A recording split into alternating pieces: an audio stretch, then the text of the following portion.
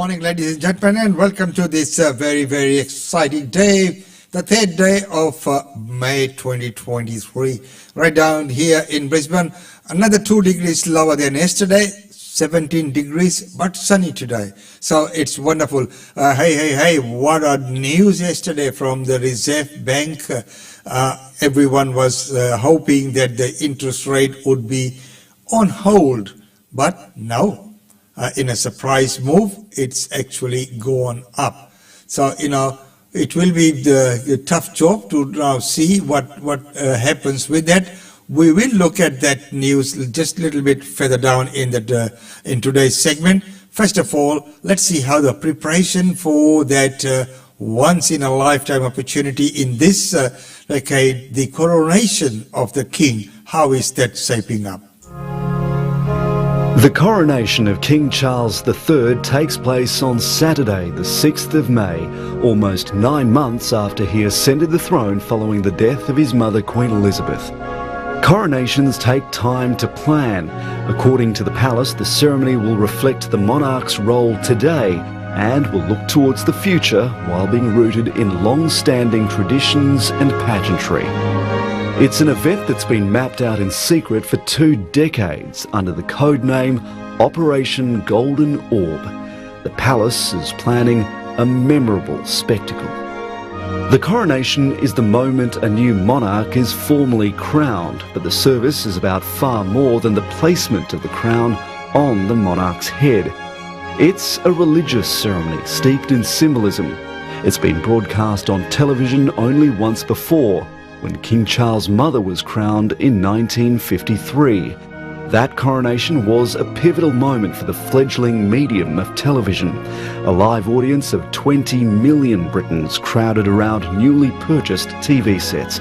And to make sure American and Canadian audiences could watch that ceremony on the same day, US networks booked space on RAF planes.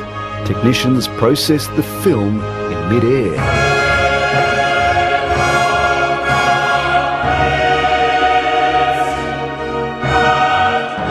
The coronation of King Charles is a significant milestone for the British monarchy. It's the first to take place in the era of social media and digital communications, drawing the attention of many millions around the world. The coronation ceremony will be an Anglican service, formalising the monarch's role as the head of the Church of England and defender of the faith. That's why it's held at the Church of England's most sacred place, Westminster Abbey. King Charles is the 40th monarch to be crowned at the Abbey. It's a tradition dating back almost 1,000 years to William the Conqueror in 1066. Unlike royal weddings, this event is classified as a state occasion. It's paid for by the British government. Estimates from the planning committee put the price tag at £100 million. Given the cost of living crisis in Britain, there's been debate about the expense of the event and demands for a cut-price coronation. It will be a smaller and less lavish service than those of the past. It'll also be much shorter, just 1 hour compared to Queen Elizabeth's 3-hour ceremony and Queen Victoria's 5 hours. While the ceremony may be pared back, the jewellery will not. Royal regalia will be on full display, a showcase of jewels and artefacts collected through centuries of British rule around the world. The centrepiece will be the crown. In preparation for the event, the 362-year-old St Edward's crown has been refreshed and resized to fit the King's head. It features 444 coloured gemstones, including rubies, garnets, sapphires and tourmalines. It's filled with a purple velvet centre and trimmed with fur. It weighs 2.23 kilograms, about the weight of a brick, and it's estimated to be worth almost $6.5 million. King Charles will have it placed on his head at the moment he's officially crowned king. This will be the first and probably last time the king will be seen wearing this particular crown. For the remainder of the ceremony, he will wear the imperial state crown. This is the crown the king will be seen wearing most often for royal events. The imperial crown is adorned with some of the most famous jewels in the royal collection, including the Black Prince's ruby, the Stuart sapphire, and the Cullinan II diamond. Then there's the coronation ring, also known as the wedding ring of England. It's placed on the fourth finger of the monarch's right hand. The sovereign's ring has been used since 1831. It holds a sapphire and rubies in the form of a cross over the face, representing the cross of St George and the Scottish flag.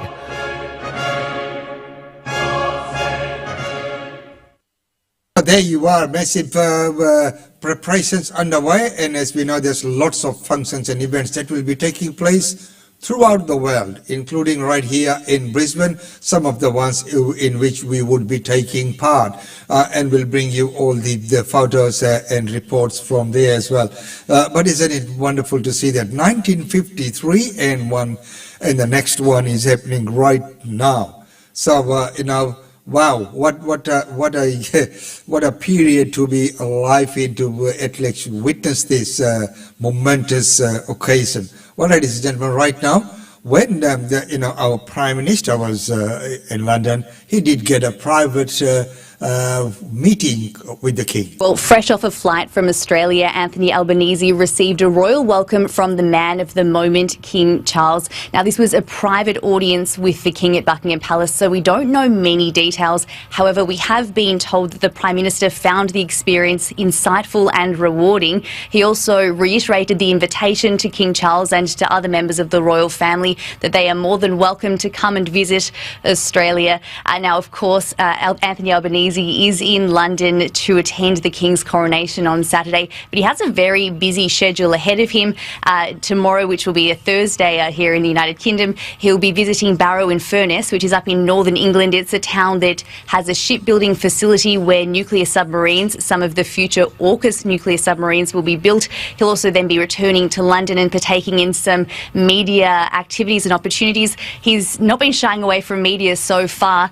Fresh from Australia, straight off the flight, he took part in a lengthy sit-down interview with British television personality Piers Morgan. He's a controversial figure here in the United Kingdom, and he spoke with Mr Albanese about his Republican views. They were a major focus of this conversation. He was asked whether or not Mr Albanese would partake in the oath of allegiance, which is something that all people here in the United Kingdom and as members of the Commonwealth have been invited to take part in. Here's a little bit of how that conversation played out.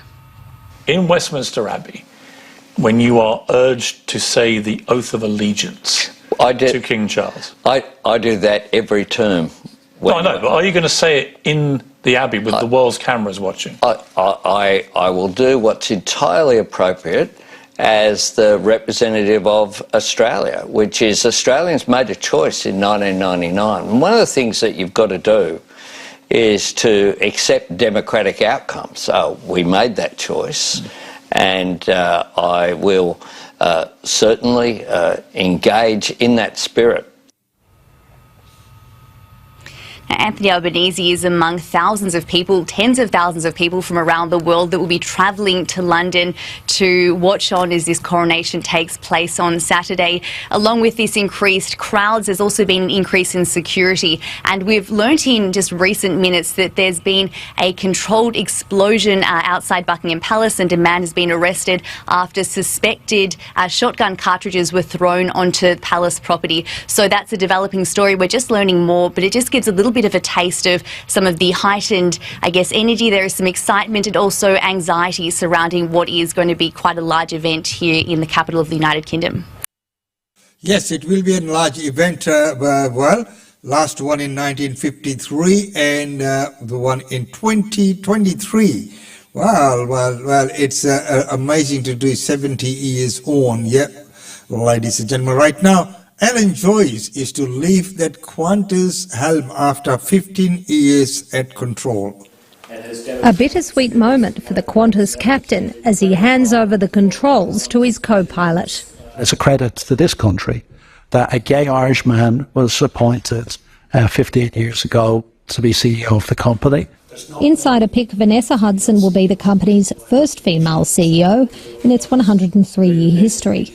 I am so passionate about Qantas. I've worked for Qantas for 28 years. She says looking after customers is top of her agenda after months of flight delays, cancellations and lost baggage. I don't know that they've done everything perfectly in the last couple of years, but it's been a pretty tough gig. It's a good time for new management to come in and shake things up. Under Alan Joyce's 15-year tenure, the airline has lost $1.9 billion.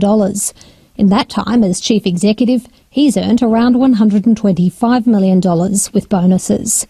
And since the pandemic, Qantas has handed $900 million back to shareholders after being the country's biggest recipient of taxpayer support.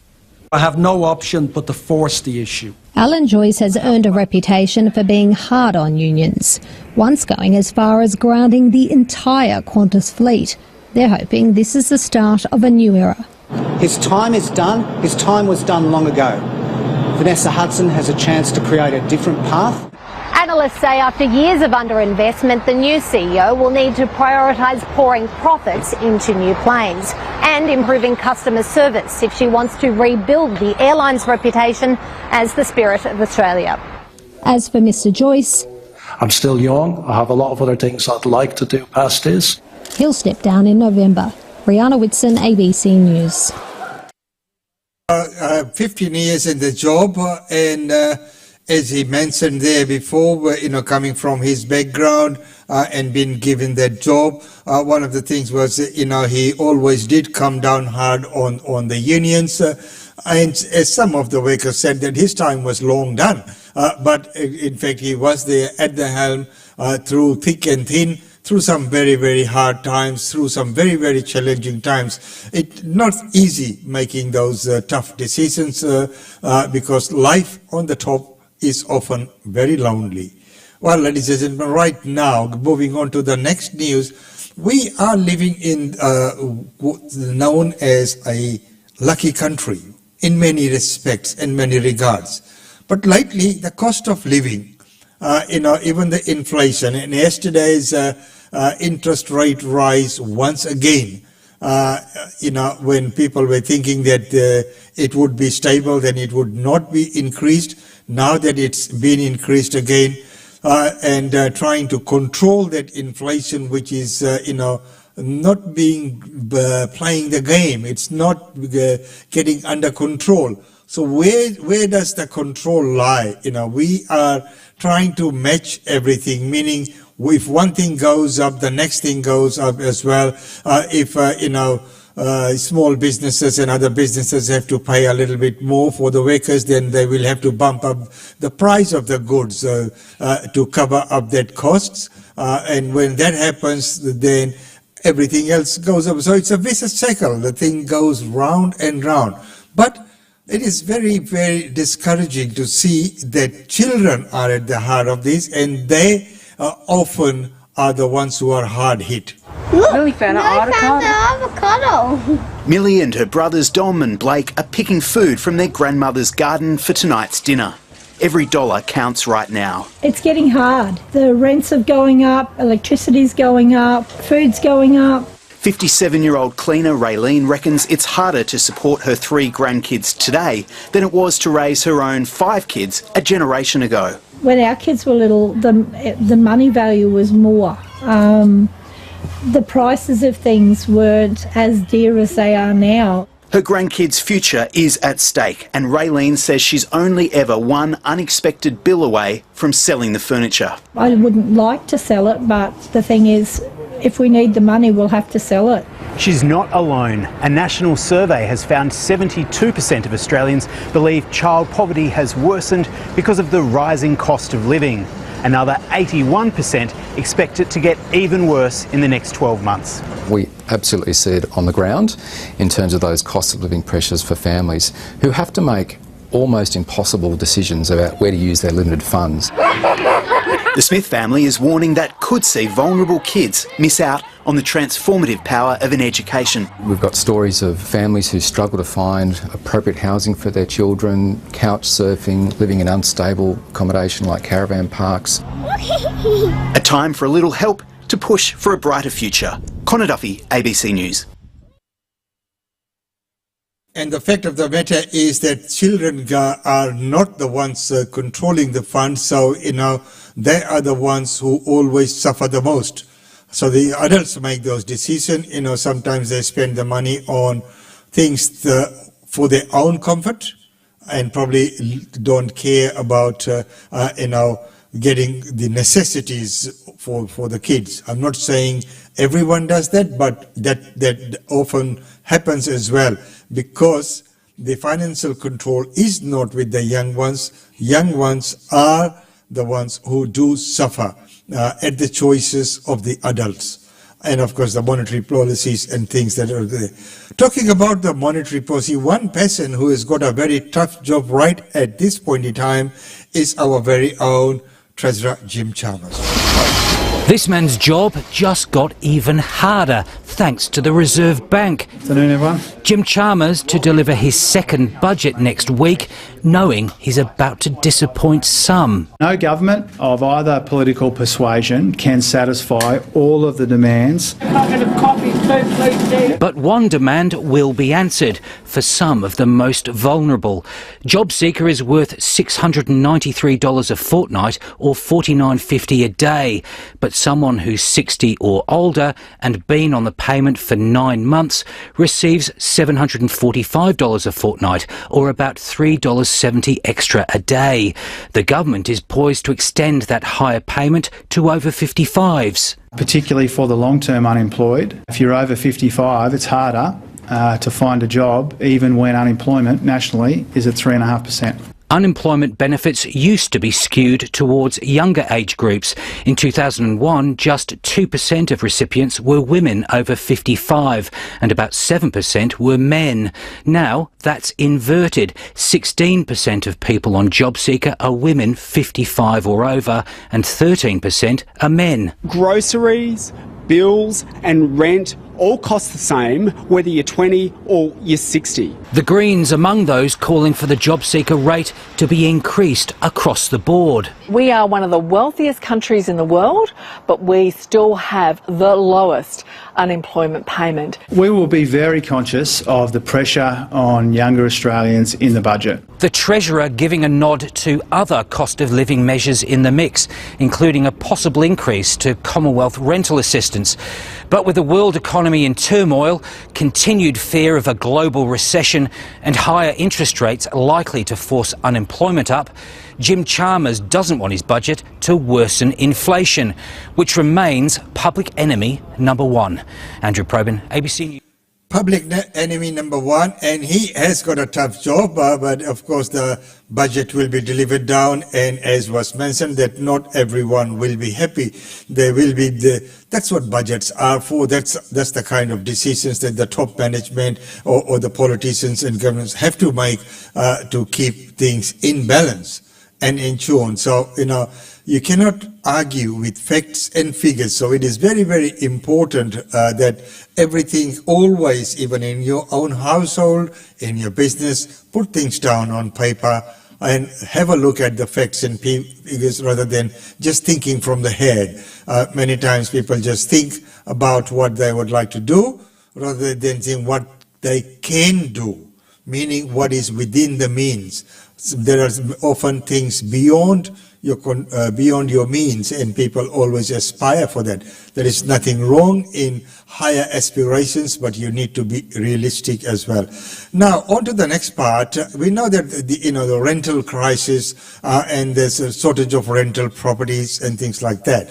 But also, if you are a renter, and if you are not on good behavior, and if you have damaged properties, and if you have defaulted on your rent payment, do you know what happens? You are blacklisted. Here's the report. We've got these informal and formal blacklists. The formal ones are highly regulated databases that have existed for some time, and they're quite strict around how tenants can get onto them. And that strictness is needed because once you get onto these databases, it can be very hard to secure a tenancy, partly because the threshold to get on is quite high.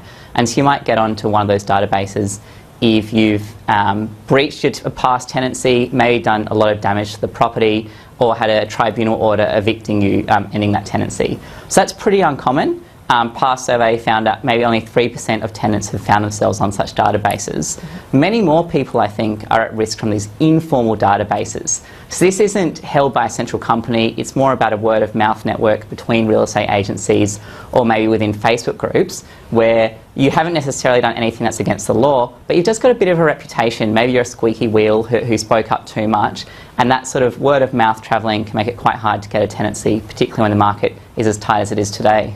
And I imagine on those formal and regulated lists, the tenants would be aware they're on them. Is that the case? And also, what is the case with these informal lists? Are tenants even aware they are on them?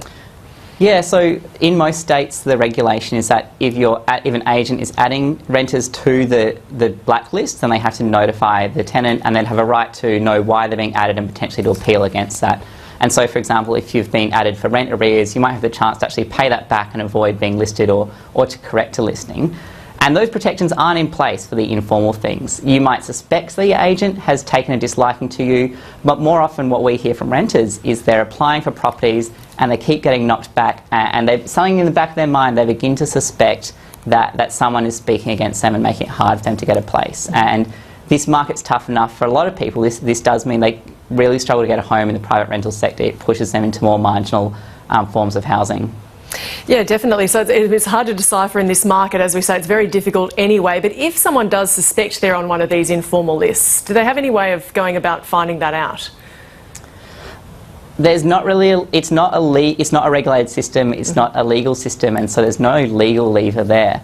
You know, if you're really serious, get a PI to ring up your past rental agent and pose as a landlord and see what they say about you. But that's almost the lengths you'd have to go to try to get some transparency here. So given that, I mean, this is such a grey and unknown area, this must lead to fear on the part of renters who are not on these lists but fear that they could be. Does that make them less likely to stand up for their rights? Yeah, so Choice Australia has been doing some survey work with renters, and they found that about 1 in 2 renters fear that if they speak up for themselves, so that might be asking for repairs, it might be pushing back against a rent increase, that they can end up on a blacklist. And realistically, you're not going to end up on a formal blacklist for that sort of thing, but it might be a case that when you apply for a property in the future and that agent rings up your current agent, they say, actually, this person's a bit of trouble, probably just pass on them for now. And that fear, particularly in this current market, means that the rights tenants are meant to have aren't really worth the paper they're written on. Is there a case for these blacklists, given that landlords can be hugely out of pocket with a destructive tenant? I think that the fact that there's this appetite for blacklists really shows us some of what's wrong with the market. Because yes, the situation where an individual landlord, an amateur landlord, ends up out of pocket because of a tenant, we want to avoid that situation. But maybe we shouldn't be getting to the situation in the first place where an amateur individual is responsible for providing housing for someone. If we think about housing as an essential service, we're not going to try to cut off someone's access to it because they're a little bit difficult to deal with. Instead, we need to think about a system where there might be tenants who will cause damage, but they can still actually secure a home. And we're not relying upon an atomised bunch of individuals in deep mortgage debt to make that possible. So what would you say about the balance of power between landlords and renters when we have a generation that's looking down the barrel of never owning a home? The balance of power between landlords and renters, it really comes down to the vacancy rate. If I could leave a tenancy today and know I had another option, that landlords were competing for tenants, you can bet that every landlord will be much more mindful about how they communicate with their renters, the property that they maintain their standards to. And you see that in other parts of the economy where an industry is competitive, there's much higher standards of service. At the moment, it's tenants who are competing with tenants to try to secure a property. Landlords and agents know that they can basically get away with ignoring the rules because if that tenant leaves, another one will come. It's a really unfortunate situation, which means, again, that these laws that are quite nice in theory aren't holding up much. There you are, ladies and gentlemen, update on the rental situation and on those rental blacklists. We know that the official one that real estate agency uses is called TICA, Tenancy Information Center.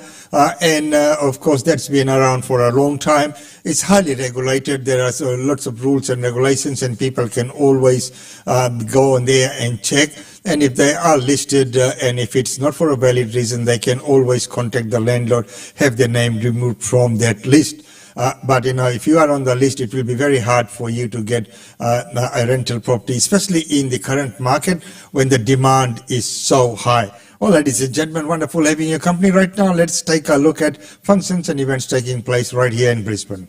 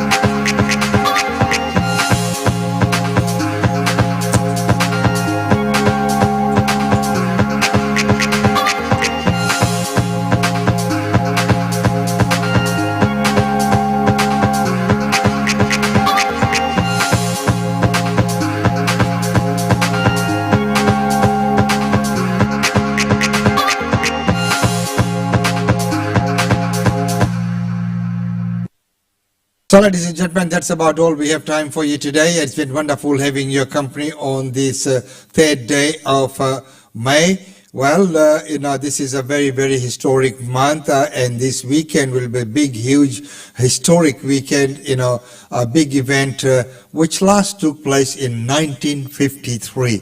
It's going to be happening this week, the coronation of the King. Well, ladies and gentlemen, until tomorrow, it's goodbye from us. As I mentioned before, it's always wonderful to see you and have your company on the show. Until tomorrow, it's goodbye from us.